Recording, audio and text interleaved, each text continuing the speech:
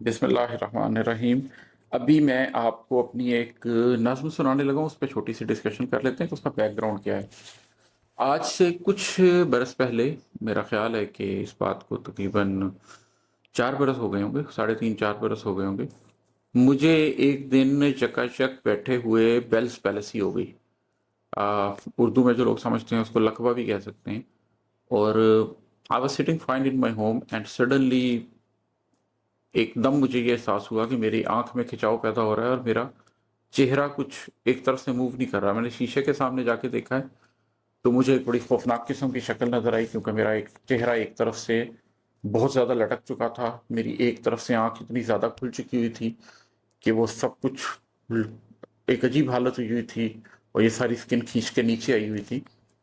और पहले मैं समझा कि शायद मुझे फॉलिज का अटैक हुआ है। मेरी मिसेज ने उसी वक्त फ़ौरन मुझे कहा कि आप ज़रा पुशअप्स करें। मैंने 1-2 पुशअप्स की तो आई रियलाइज़ कि नहीं, मेरी बॉडी में पूरी जान है।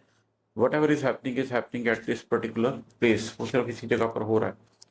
और उसके बाद मैंने कुछ अरसा बहुत ज़्यादा तकलीफ में गुजारा। और वो एक ऐसा टाइम था जिसमें मैंने एक नया वेंचर भी लॉन्च किया हुआ था और मैं अपने उस कॉर्पोरेट वेंचर को भी देख रहा था। यही वो वक्त था कि जिस वक्त मैंने अपनी पहली किताब मुकम्मल की थी और मैं ये इरादा भी कर रहा था कि मैं अब अपनी दूसरी किताब के ऊपर काम शुरू करूँगा। और उसके बीच में नहायत मसरूफ़ दिन और नहायत मसरूफ़ रातों के बीच में मुझे ये बीमारी आ गई। और ना तो उस वक्त मैं इस पोजीशन में था कि मैं अपनी दिन की मसरूफियात को टाल सकता, और ना मैं इस पोजीशन में था कि मैं अपनी रात की मसरूफियात को टाल सकता।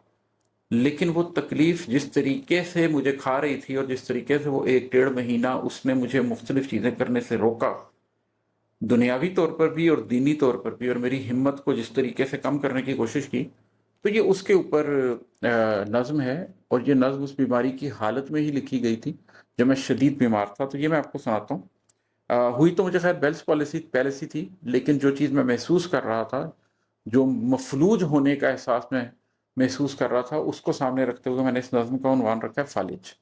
अब आपको पूरा तनाजुर पता चल गया है तो मैं आपको ये नज़्म सुनाता हूँ। मेरे मफलूज होंठों से सदा आती तो क्या आती,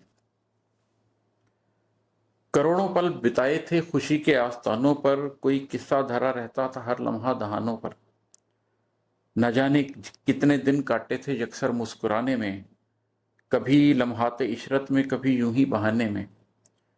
मेरे दांतों की ज़ेबाइश ने कितनी साअतें पाईं, मेरी पलकों में कितने साल तक खुशियां नजर आईं।